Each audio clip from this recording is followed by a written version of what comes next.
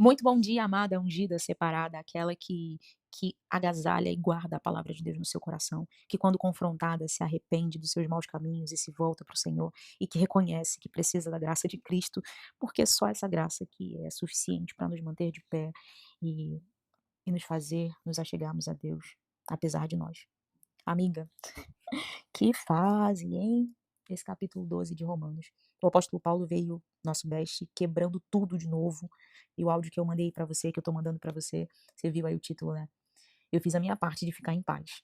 Romanos 12, 17 e 18 diz assim: Não torneis a ninguém mal por mal. Esforçai-vos por fazer o bem perante todos os homens. Se possível, quando depender de vós, tende paz com todos os homens. Esses 2 versículos, eles formam eles iniciam, né, um processo de conclusão dessa sessão, que começou no versículo 14, né, e o Paulo vai falar sobre a resposta do cristão ao conflito e à ofensa. No versículo 14 ele vai falar para abençoar quem persegue, para compartilhar a alegria e a dor com uns com os outros, para viver em humildade, e agora ele vai falar sobre retribuir não retribuir o mal e sobre buscar a paz. O tema central aqui não é apenas a paz, mas é como o evangelho transforma a nossa reação quando nós somos feridas. A reação de alguém que foi ferida é ferir. Falei muito isso para os meus alunos. Eu dei aula no Senai por 5 anos, né, eu falava muito isso para os meus alunos adolescentes, eu dizia: "Se você puder não se envolver num relacionamento na adolescência", quando eu digo um relacionamento de namoro, né, de um relacionamento de namoro e romance e que envolve sexualidade. Eu falava para eles: "Não, se você puder postergar isso, postergue, porque se você se ferir com alguém nesse romance, você vai virar uma máquina de moer gente. Se você se apaixonar por alguém que te trair, depois você vai entrar na galera do meu corpo, minhas regras, e principalmente os meninos, vão ficar aí surtados, pegando um monte de mulher e sem querer se apegar a ninguém, e dizendo: "É isso mesmo, eu fui ferido", sem consciência disso. O que o apóstolo Paulo está fazendo aqui, amiga, ele está falando: o evangelho transforma a nossa reação quando nós somos feridos. Isso por si só já é muito louco. E o apóstolo Paulo vai usar exatamente essa palavra, né, ele vai dizer: "O evangelho é loucura para aqueles que se perdem", assim. E ao mesmo tempo que parece loucura, depois pela ação do Espírito, ele vai mexendo em nós e mostrando que nós temos uma nova natureza, que nós somos de um outro reino, que a nossa pátria não é essa, que o nosso reino não é da terra, que a ética do nosso reino é diferente. Ele vai dizer assim: "Ó, não torneis a ninguém mal por mal". A palavra que ele está usando aqui é devolver, é pagar de volta, é retribuir. É uma ideia muito clara. O Paulo está dizendo assim: não transformem a ofensa recebida em uma ofensa devolvida.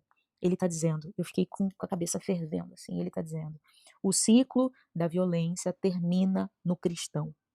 Pensa no seu trabalho agora, amiga, pensa na sua casa, que às vezes a gente fala: "Ah, a violência é só de quem está fora". Não, às vezes seu filho pode ter tido uma fala violenta com você. Você pode ter devolvido a ofensa com ofensa. Seu marido pode ter tido uma palavra violenta com você. E se você responder a ofensa com ofensa, você vai incendiar uma floresta inteira.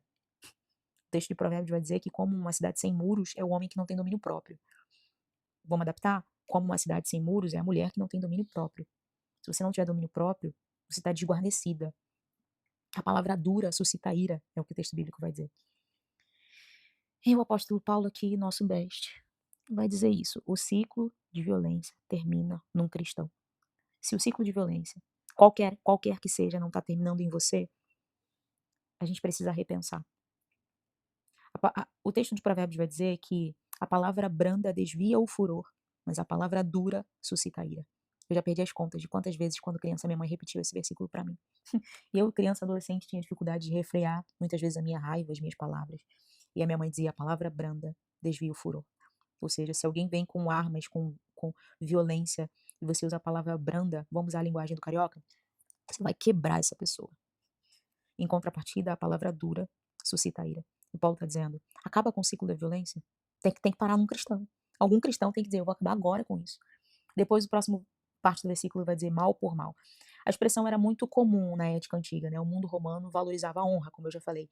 Então, quando alguém era ofendido, se esperava uma resposta, porque a honra dessa pessoa tinha sido ofendida. E não responder a essa ofensa era visto como fraqueza. Olha a confusão, olha o nível de surto, assim, que o apóstolo Paulo está provocando naquela sociedade. Ele está dizendo: socialmente é aceitável que quando você seja ofendida, que você ofenda de volta. E eu sei que se você não ofender de volta, isso inclusive pode ser lido socialmente como fraqueza. E Paulo está subvertendo essa lógica à luz do evangelho. E ele vai dizer: esforçai-vos por fazer o bem. A palavra aqui, esforçai-vos, é literalmente pensa antes, planeja, é, providencia o bem. Não significa apenas faça o bem quando surgir a oportunidade. A ideia é pensa antecipadamente em como você pode agir da forma correta. O cristão, essa ideia de que o cristão não está improvisando a bondade, é que ele decide previamente, ela decide, eu e você decidimos, amiga, decidimos previamente agir de maneira bondosa, de maneira digna. Que nós decidimos previamente nos esforçar para fazer o bem. Eu fiquei pensando, né, amiga? Tu sabe que eu fico viajando aqui no que o nosso Best está falando. Ele disse: esforçai-vos. Quando ele fala esforçai-vos, eu não tô entendendo que é uma coisa simples de ser feita. Porque senão ele só ia dizer façam. Vai ser tranquilo que vocês façam o bem.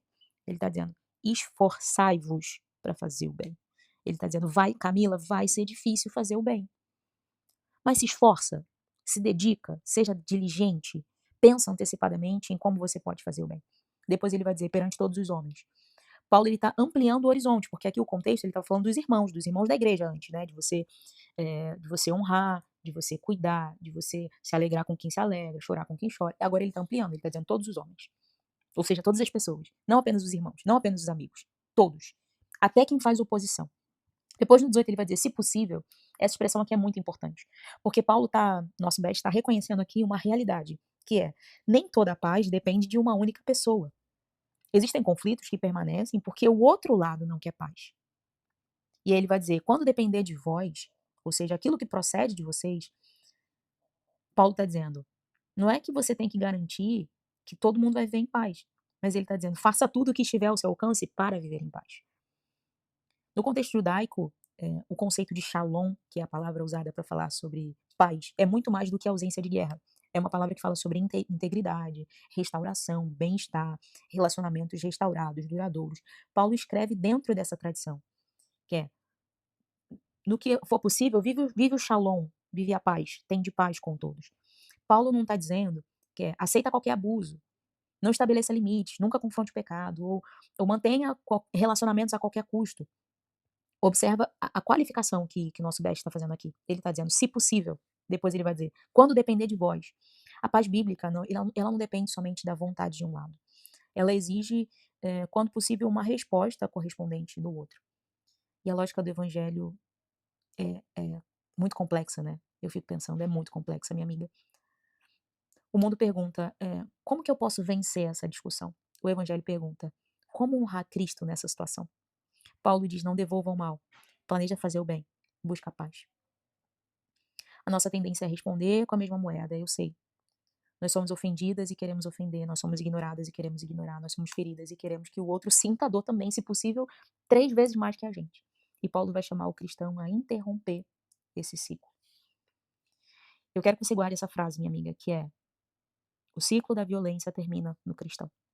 Vamos melhorar isso aí? O ciclo da violência termina em mim. Eu vou parar o ciclo da violência por causa da ação do Espírito. Compartilha esse áudio com alguém que vai ser edificada. Me conta aqui como está sendo a sua experiência. Se inscreve no episódio. Se inscreve no podcast para que o Spotify distribua ele para mais pessoas. Me convide para agendas na sua igreja, se tiver espaço para isso. Sermões de domingo, pregação, palestras com grupos específicos da igreja, mulheres, casais, jovens, adolescentes. A palavra idosos. A palavra de Deus é para todos. Ela confronta o nosso coração enquanto refrigera a nossa alma, tanto para a exposição do texto bíblico quanto a exposição da neurociência, ou da neurociência à luz do texto bíblico, que seria uma espécie de neuroteologia. Nós precisamos do Senhor, minha amiga. Os padrões do Evangelho são altíssimos e nós não conseguimos corresponder senão pela ação do Espírito. Se essa palavra cortou o seu coração, faça como eu hoje e se arrependa. Dobre os seus joelhos e fala: Senhor, eu sou incapaz. Eu tenho vontade de corresponder o mal com o mal. Eu estava falando com uma amiga esses dias e eu falei: seria muito bom se a gente pudesse agredir e xingar as pessoas. Essa é a essência do meu coração. Eu não agrido e nem xingo, mas não porque não tenha vontade, mas porque estou dobrando esse temperamento e essa essência pecaminosa diante do Senhor. Nós precisamos de Jesus, da graça dele e da ação do Espírito dele em nós. Nunca esquece, minha amiga, que nele, só em Cristo, nós vivemos, nos movemos e existimos. Beijinho e até amanhã.